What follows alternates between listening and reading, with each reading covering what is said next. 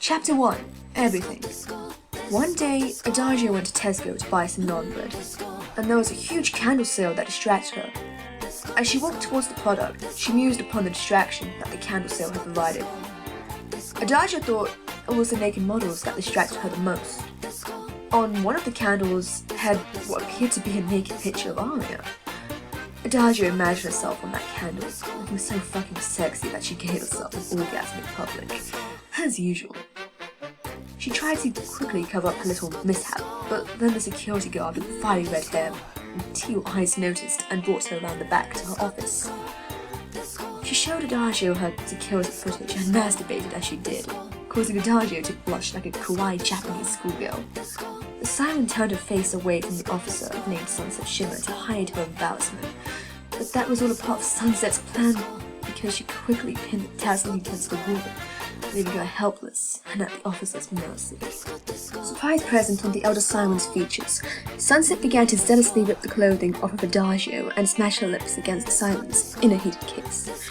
She leaned over and put on the radio. It was playing Shy Guy by Diana King. The speakers filled the air with King's local genius. The situation got worse as Aria burst into the room, also in an officer's outfit, clutching her baton. Then a spooky scary skeleton jumped out of the closet and pooped on Aria. Aria whacked Sunset and the skeleton in the back of the knees and yelled, how many times do I have to tell you? I always get first use of the produce. Aria grabbed the skeleton by its wrist and dragged it into the closet with her. After a few seconds, loud moaning could be heard from the closet. This completely turned Sunset off. Sunset was so turned off that she picked up a shotgun and killed Webcake, and then teabagged her corpse, even if she didn't have a dick because YOLO. But this all had the opposite effect on Adagio, who was so turned on by the Aria ex-skeleton makeout session and the skeleton pooping and the teabagging that she had 300 orgasms right then and there. She dragged Adagio with her into a secret sex dungeon under the store, and then chained Adagio to a bed. I'm going to fuck you like the little bitch you are, because I'm a big bad girl, and you're just a kawaii little Japanese schoolgirl. And everyone knows kawaii Japanese schoolgirls have no rights anymore. Not since the passage of the Kawaii Japanese Schoolgirl Act 2013. So I would only find it appropriate for you to get raped by the spooky horny skeleton. The spooky scary skeleton committed seppuku because it didn't want to be a part of this shit. Sunset figured Adagio's glorious pussy. It didn't take long for the siren to explode into moans and whimpers as her excitement scattered everywhere. Meanwhile, Sonata went into the security office and found Aria still in the closet, crying because the spooky skeleton had left her. Sonata encouraged Aria to come out of the closet, but Aria refused to come out of the closet and decided to come inside it instead to mental pictures of edgy rocks. Back in the sex dungeon, Adagio couldn't contain herself. She summoned forth her siren form and pushed Sunset aside and proceeded to pleasure herself. Sunset became a raging she-demon yaoi fangirl and decided to draw some erotic art between Samba and Hans of the Southern Isles. Samba and Hans came to life off the page and started running around the room, attacking everyone and flipping out because they were real ninjas and had real ultimate power. But they were only 5 inches tall. After mildly annoying Sunset and Adagio with their powers, they went upstairs and into Aria's closet, swimming around in her juices, with Sonata still trying to get her out of there, but to no avail.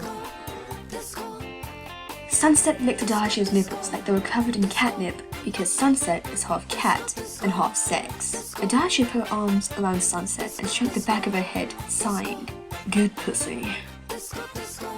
Sunset purred like the demon cat sex she was and rubbed her body against Adagio. Adagio rolled Sunset over so that she was on top. "My turn," Adagio growled. She bared her teeth and bit Sunset on the breast. Not hard enough to draw blood, but almost. Sunset moaned with pleasure because she liked that kind of shit. Adagio bit harder and actually took a bite out of her breast, even getting a little taste of her milk. Sunset came so hard, Adagio almost fell off of her, but she stayed on and continued eating Sunset. Luna came from out of the shadows and shouted, "Ha! Gay! Fucking faggots! You do realize, Adagio, that this has all been a dream, don't you?" Adagio was like, "So I didn't really come to Tesco." "Oh no, that bit was real. Everything from when you escaped from the chains was real.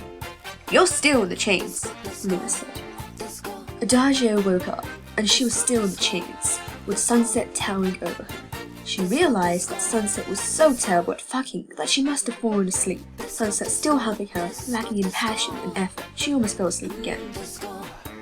Can you stop being so fucking shit at fucking me, or at least let me swap places? Adagio said, unamused. If you're going to be like that, said Sunset, and stormed out of the room without completing his sentence. A few minutes later, she reappeared with Aria, Sonata, and a few bits of the spooky skeleton's corpse, even though the skeleton was already a corpse, really, and finished her sentence. Then I'm going to enlist help. They all gathered around her and came simultaneously at the mere sight of Adagio's beautiful body, even the skeleton. You guys are fucked when I get out of here, roared Adagio. Sunset said, what makes? Sonata continued, you think you, and Aria finished, ever get out of here? They spoke as one, as a hive mind. Because your chains are made from sugar, and they dissolved when you came all over them. Adagio got off the bed and quickly headed for the exit. She then sprouted a pair of great, flaming bat-like wings out of her back, making Sunset's look like shit compared to hers, and flew high into the sky like a fucking boss. Sonata, Sunset, and Aria tried to chase after her on foot, waving bits of the spooky skeleton in the air, but they kept slipping in all the cum on the floor, so couldn't catch up. The mini Sombra and Hans burst out of the closet on a paper airplane, giving chase to Adagio for some reason, shooting balls of Aria's cum at Adagio. Adagio changed her name to Afagio because everything is so fucking gay. Finally, she got back home to her cave, or whatever the fuck she lived in, scraped up as much of the cum as she could, and arrived at the profound realization. I forgot the fucking naan bread! So you make out with my dick and I'll make out with your dick.